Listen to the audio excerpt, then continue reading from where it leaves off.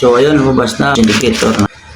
Dahil kakagaling lang natin sa long rides kahapon at nag-change oil agad tayo. Yun, agad-agad. Patuloy mo natin ng maigi yung tipong simot na simot taga kumbaga. At mamaya tatagilin ko pa na yan. Naka-side na. Andito pala yung kanyang tappet cap, filter at saka yung kanyang spring. Kailangan pala natin ng extra pag-iingat pag dito tayo sa gilid mag-change oil dahil ito ang cap at mabilis lang siya mag-loose thread at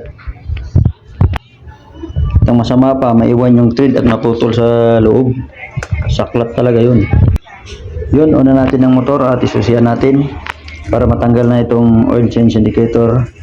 Press lang muna natin yung dalawang pindutan sa kaliwa at kanan hanggang sa mag-blink na. Adjust lang natin yung mag-blink na oil change indicator. Press natin yung kanan hanggang lalabas yung nakaset mong kilometro.